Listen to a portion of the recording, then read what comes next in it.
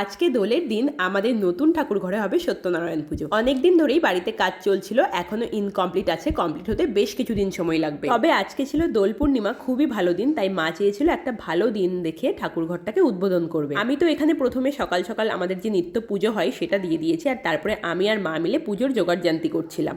আজকে দোল, তারপর আবার মঙ্গলবার, তাই হনুমানজিকেও লাড্ডু দিয়ে দিয়েছে। আর আমাদের পুরোহিত কাকু যা টাইম দিয়েছে তার আগেই চলে এসেছে, আর উনি সাথে করে নারায়ণ শিলা নিয়ে এসেছিলেন। তো মা এখানে মোকামের সিন্নি বানিয়ে ওনার কাছে দিচ্ছিল, উনি সাজিয়ে দিলেন। এরপর ঘট বসিয়ে পুজো শুরু করলেন। আর আরেকদিকে আমিও সিন্নির প্রস্তুতি নিচ্ছিলাম। আচ্ছা, তোমরা কে কে সত্যনারায়ণ পুজোর সিন্নি খেতে পছন্দ করো আমাকে কিন্তু কমেন্টে জানিও। এরপর আরতি পর্ব শেষ করে পুরোহিত কাকু পড়ছিলেন সত্যনারায়ণের পাঁচালি, আর তারপরে আমরা সকলে মিলে অঞ্জলি নিলাম। পুজো শেষ করার পর যেহেতু মঙ্গলবার ছিল, তখনই তোমরা দেখলে আমি হনুমানজিকে লাড্ডু দিয়েছিলাম, তো আমি হনুমান চালিসাটাও পড়ে নিয়েছি, আর তারপর সব ঠাকুরের চরণে আবিরও ছুঁয়ে নিয়েছি। সত্যি কথা বলতে আজকে একদমই দোল খেলার ইচ্ছে ছিল না, যেহেতু ফেসবুক আর ইনস্টাগ্রাম মিলে অনেক নেগেটিভ ভিডিওস দেখেছি। প্রথমে তো প্রসাদ দিতে গিয়ে রাস্তায় কয়েকজনের সাথে দেখা হয়েছে, তো তারাও আমাকে আবির দিয়েছে, তখন আমিও দিয়েছি। আর তারপর বাড়িতে আসার পরে অনেকে আবির দিতে আসছিল, কিন্তু সেই সময় আমি ভাবলাম যে পরের দিন তো তাদেরকে আর পাবো না, তাই আজকেই রং খেলে নিয়েছি কিছু। আর আজকে রং খেলার পর আমি কিন্তু অনেকগুলো DIY ভিডিও বানিয়েছি, যেগুলো তোমরা আমার চ্যানেলে আর ইনস্টাগ্রামেও দেখতে পাবে। এরপর আমার এক ছোট্ট স্টুডেন্টের জন্মদিন ছিল, সেখানেই গিয়েছিলাম, তাও আবার এই অবস্থাতে। এরপর এসে